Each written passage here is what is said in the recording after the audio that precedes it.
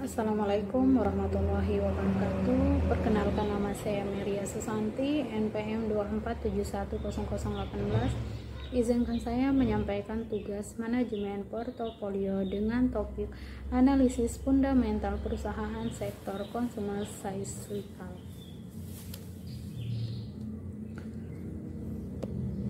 Latar belakang masalah. Sektor consumer cyclical berperan penting dalam pertumbuhan ekonomi nasional, meliputi industri dengan permintaan yang fluktuatif, seperti otomotif, retail, serta barang dan jasa rekreasi.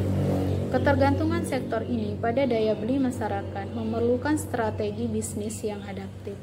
Kinerja sektor ini meningkat pada kondisi ekonomi positif, tetapi menurun saat resesi atau penurunan ekonomi.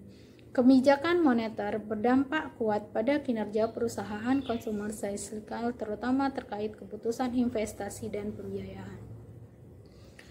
Masalahnya, bagaimana kondisi ekonomi positif, tetapi menurun saat resesi atau penurunan ekonomi. Kebijakan moneter berdampak kuat pada kinerja perusahaan consumer cyclical, terutama terkait keputusan investasi dan pembiayaan. Masalahnya, bagaimana analisis perekonomian perusahaan sektor consumer cyclical, analisis industri perusahaan sektor consumer cyclical, dan bagaimana analisis perusahaan pada perusahaan sektor consumer cyclical. Tujuan untuk menganalisis ekonomi perusahaan sektor consumer cyclical, untuk menganalisis industri perusahaan sektor consumer cyclical, untuk menganalisis perusahaan pada sektor consumer cyclical. Kajian teori manajemen portofolio dan investasi, analisis fundamental gambaran sektor consumer cyclical. Metode analisis jenis consumer cyclical. Metode analisis jenis dan pendekatan, populasi dan sampel, teknik pengumpulan data, dan teknik analisis data.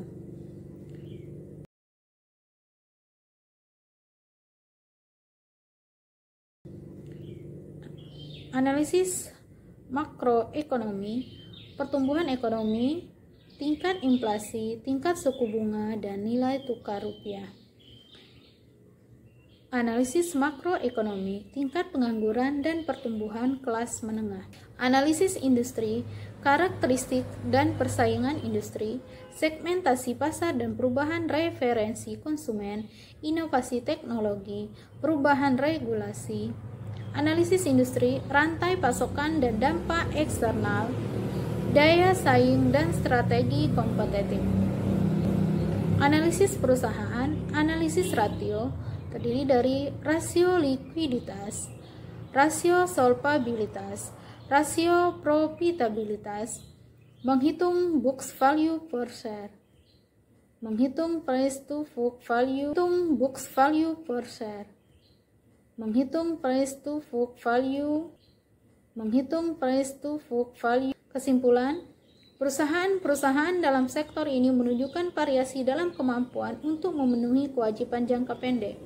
Beberapa perusahaan seperti PT Distribusi Voucher Nusantara menunjukkan kemampuan likuiditas yang baik, sementara perusahaan lain mengalami penurunan. Hasil analisis yang menunjukkan bahwa beberapa perusahaan memiliki debt to equity ratio di atas satu yang menunjukkan risiko finansial yang tinggi. Perusahaan dengan DER rendah seperti PT Distribusi Voucher Nusantara menunjukkan lebih sedikit ketergantungan pada utang, memberikan gambaran stabilitas finansial yang lebih baik. Return on Assets menunjukkan kinerja profitabilitas yang beragam. Beberapa perusahaan seperti PT Multiplus Teknologi menunjukkan peningkatan yang signifikan, sementara yang lain mengalami penurunan drastis.